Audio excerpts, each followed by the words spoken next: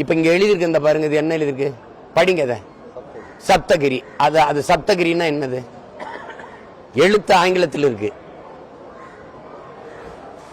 ஆனா நீங்க படிக்கும்போது சப்தகிரி, கிரின்னா மலை, அது ஏதோ ஒரு இதுன்னு இருக்குதுப்பா. அது டேஸ்ட் ஆஃப் சவுத் இந்தியா, அது ஏன் தென்னிந்திய சுவை அப்படின்னு ஏன் நீங்க வைக்கல? அப்ப நீங்க மாத்திட்டீங்க, பேரை மட்டும் தமிழ்நாடுன்னு வச்சுட்டு ஒரு இனத்தை அழிச்சிட்டீங்க. ஒண்ணு நீங்க கவனிச்சுக்கிறீங்க, குண்டு போட்டு போர் நடத்தி ஒரு இனத்தை அழிக்கிறீங்க. ஒரு 1000 குடும்பம் மிச்சம் இருக்குன்னா 1000 மக்கள் அந்த மொழி உயிர்ப்பிச்சிடும். ஆனா மொழி அழிச்சிட்டீங்கன்னா அந்த இனம் உயிர்ப்பிக்காது, அவ்வளவுதான், முடிஞ்சிடும்.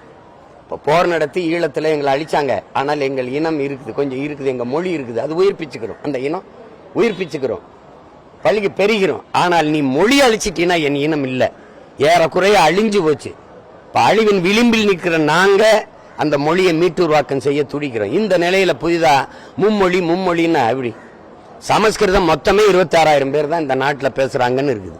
அதுக்கு அதன் வளர்ச்சிக்கு நீங்க ஒதுக்குற நிதி எவ்வளவு? இந்திய நாடாளுமன்ற கட்டடத்தில் எதற்காக சமஸ்கிருதத்தில் கல்வெட்டு? யார் பதில் சொல்ல? தம்பி அண்ணாமலை சொல்லுவாங்களா?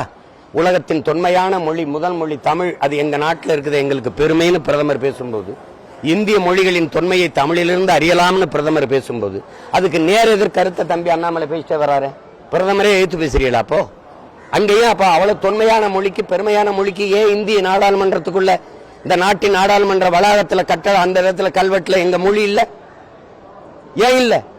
22 இந்திய மொழிகள், எல்லா மொழிகளையும் கல்வெட்டு இருந்தா என்ன இடிஞ்சு விழுந்துருமா? என் மொழியை அங்கீகரிக்காத நாட்டுல எனக்கு என்ன பற்று வரும்? என் தாயை நிராகரிக்க வீட்டு மேல, நாட்டு மேல எனக்கு என்ன பற்று வரும்?